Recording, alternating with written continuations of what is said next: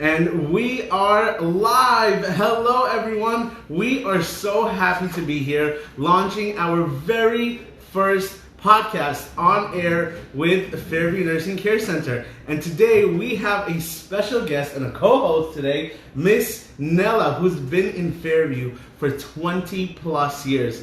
And of course, our special guest over here, we have Marley, the blue and gold macaw. He is a therapy parrot. So Miss Nella, I actually made sure to bring something very healthy for Marley. Marley, look at this. There you go. So Marley actually loves to eat bananas. Just curious, what's your favorite fruit? I actually also like bananas. You want a piece? So Miss Nella, for those that don't know, Miss Nella is a registered clinical dietitian here at Fairview. So tell us, what does a dietitian do? Well, obviously you monitor diets, but I'm sure there's more to that. Sure. In particular, in a nursing home, a dietitian makes sure that all the patients, have the proper diets. And when we say proper diets, many people think probably of weight loss diets. No, in the nursing home, it's a little different because we have patients with different comorbidities. Each patient has their individual prescribed diet. May it be a therapeutic diet such as a no concentrated sweet diet, which is a diabetic diet. Then we have different types of diabetic diets. So it's not only only one set diet. One set. It's like different consistencies, yes. right? And they're mechanically altered. We have different consistencies. Due to mastication problems or due to swallowing problems like dysphagia, so like a ground consistency, a soft. And that's something you oversee soft. For everybody. Yes, we make sure that everybody receives the proper consistency as well as therapeutic diet, and in combination with speech and the different other departments. Speech therapists. Yes. Yeah. They are the ones that actually assess the swallowing capabilities. Look at this. Look how he's devouring this banana. He loves it. It's funny thing. I actually love bananas too. That's one of my favorites as well. So let me ask you a question like this. First of all, by the way, we're both animal lovers. We love animals. We love pets. You have pets, right? Tell everybody what kind of pets you have. I have two beautiful Frenchies at home. Two Frenchies, fancy, gorgeous dogs. And I have, well, for those who have been following Fairview, I have 3 golden retrievers, 2 parrots, a bunny, and even tarantulas and a kitten, Milo. And we love animals here at Fairview, and they're part of the team. So today, being that we're going to be talking about dietitian and dietary type of stuff, I have a few questions to ask you. Did you guys ever hear people say they go buy a burger and they say, I'll have a burger with extra fries and let me get a Diet Coke? What's that about? What are your thoughts about like diet sodas, Diet Cokes, and stuff like that? When people ask me, what do you think about certain things, I always say, whatever you like, you have to have it in moderation. If you prefer diet soda, we're not saying to have a 2-liter bottle each day. If you have an 8-ounce cup or can, whatever, it's fine, as long as you have everything in moderation. The same thing with regular Coke. You're not going to have a 2-liter Coke every day saying that this is what I like and I'm going to consume it. Mm-hmm. And the same thing with the burger. Again, it depends if it's a lean meat burger, a veggie burger. There are different types of burger, and then what you put on is also, many people like mayo, different types of dressings, so if you try to eliminate those, you can definitely cut your calories and fat content by, at least 100 to 300 calories, depending how much you add, So a lot depends on the addition to whatever you're, having, and moderation. Being first of all, a question like this, being in any type of work environment, the rates of burnout are so high, no matter what job you do, right? So how do you stay for 20 years? How do you stay focused and motivated and happy? I mean, I see you the day to day. You're interacting with patients. You have a smile on your face. Obviously everybody has those days where you're tired and you need an extra boost. But for the majority of the time, you are a very optimistic, positive person where you are always there for the patient, trying to help them and make the best out of their situation to guide them through their process of recovery. So how do you stay so motivated and just not burnt out? What do you do for 20 years? How do you do that? I think it's also depends on your profession. If you love what you're doing, you get up every morning and you want to go to your job. There are certain professions where I know people that they're like, oh, I'm so tired of doing X, Y, Z. So finding the right profession for you, and of course the work environment. And I must say, Fairview is a very pleasant work environment. Not because I'm here for 20 plus years, but it's just really, you feel like you're a family. It's not just a work environment. You have like the kitchen staff, especially with these guys over here. Look, he's getting so dirty. I'm all dirty with banana. No, I'm okay.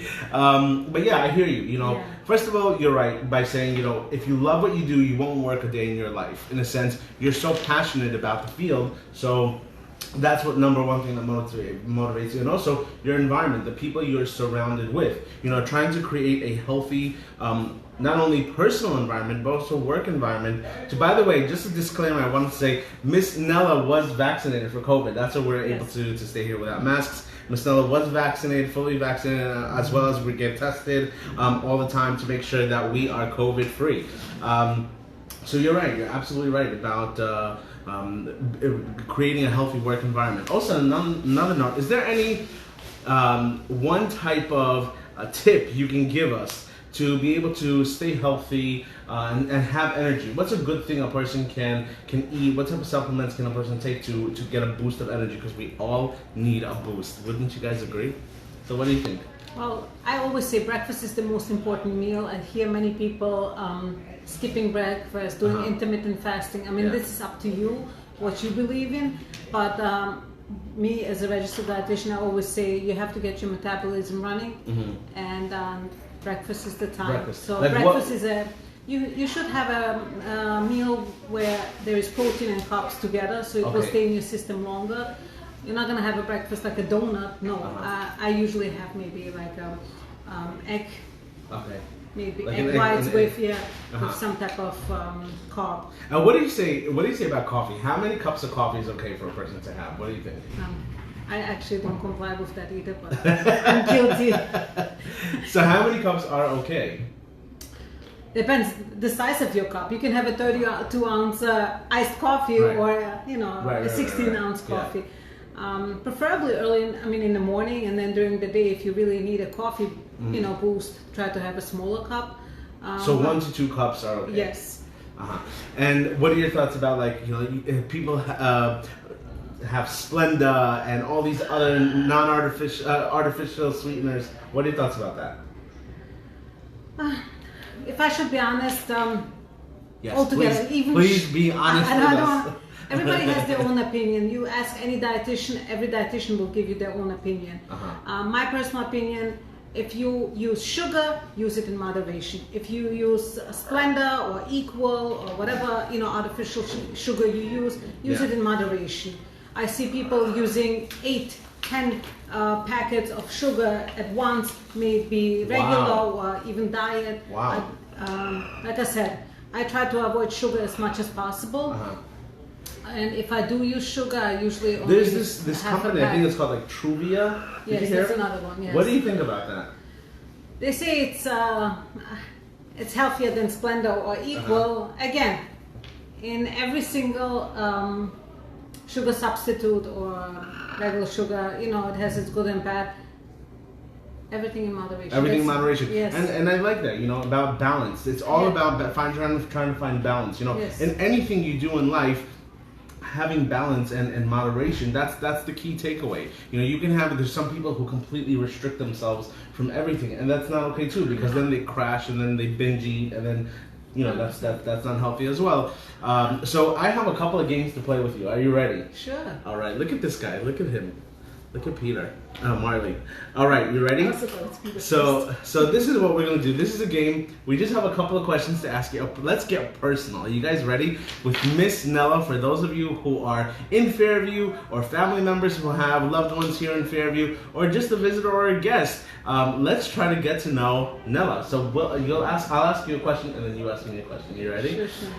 All right, here we go. Let's mix up the deck. Let's see what we got here. This is a game that's called deeper connections, right? And Marley, we're gonna ask you a question too. You ready? All right.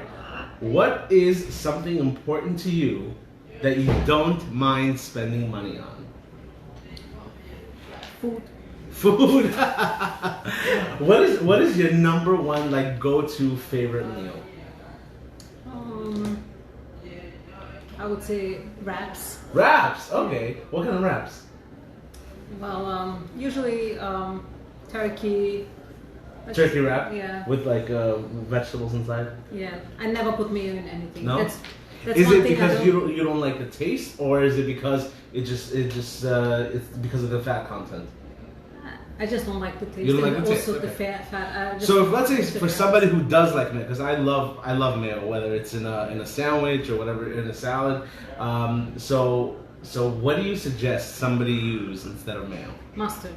Mustard. Oh, like a honey mustard type of thing. No. We use mustard. Regular mustard, it's spicy though. It's okay. It's okay. All right, mustard. All right, ready? You can pick a question for me. A random question. Okay, There I'll we go go. like this. And Marley is just enjoying himself over here in the back.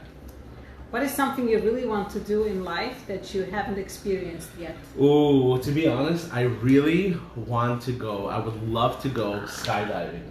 I would love to go skydiving, but at the same time, my family and my pets, God forbid, there's an accident, that's what is making me very nervous, but I would love to go skydiving. Have you ever been skydiving? No, I don't. You seem like you would do it, though. No. No, you wouldn't? I'm chicken.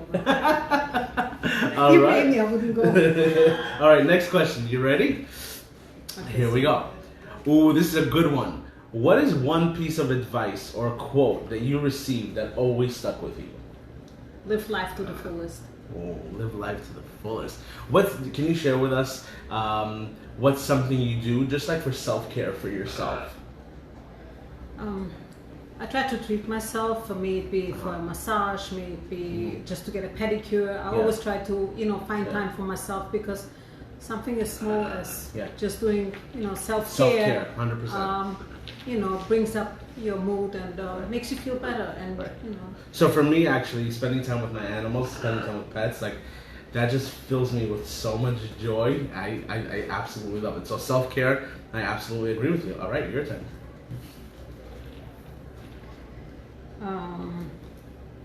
How do you define success? Ooh, that's a good one. All right, so success. This guy, by the way, he's just like enjoying my sweater. It's for sure ruined already. But how do I define success? I feel like everybody has their own definition of success. And to me, success is do whatever makes you happy, right? Sometimes we try so hard to live somebody else's life. Come here, buddy. To please people. Yeah. So whether it's to please people or just to be able to kind of fit in, and we forget to do things that we love. And the most important takeaway is just for one person, success is a huge, massive house. For another person, it's being able to travel and having that luxury of being able to travel. So whatever works for you, that's what you do, and that's what you have to focus on. My turn. Okay. All right. Let's see. Ooh, what is something that seemed difficult at the time, but turned out to be the biggest blessing in disguise? Having my dogs. Ooh, having dogs. Oh, I can imagine, but I want to hear. So when we had our first dog, we didn't have two at once. Okay. When we had our first dog, it's my younger daughter that was begging to get the dog. I was like, oh my God, how am I gonna deal with the dog, because I was never raised with any animals. Wow. Okay. So I thought it was a big challenge, and it was. I'm not going to say it's not. Right. Especially when they're younger, they eat up, everything they see, chew it. Chewing. At what point did it get easier for you? Once they were potty trained and like 6 months, a year. A little more than a year. Yeah, more than a year. I agree with you. With animals, for people who say they want to get dogs, I'm like, get ready, because it's a very big investment. But of course, it's so worth it. With any animal, it's so worth it. It takes a lot of time and effort to be able to invest, and then you enjoy the fruits of your labor. So, Miss Nella, thank you so much for joining us for our very first podcast on Instagram Live. We're also going to be sharing this on YouTube and Facebook. Hi, buddy. You came to say hello to everybody. So this is Marley over here, who is a blue and gold macaw. He's a therapy parrot, and now he's wearing a diaper so he doesn't poop on everybody. So guys, thank you so much for tuning in. Please send us your messages. Let us know what are some topics you would like to hear about, and we will be so happy to share it with you guys. Take care, everybody. And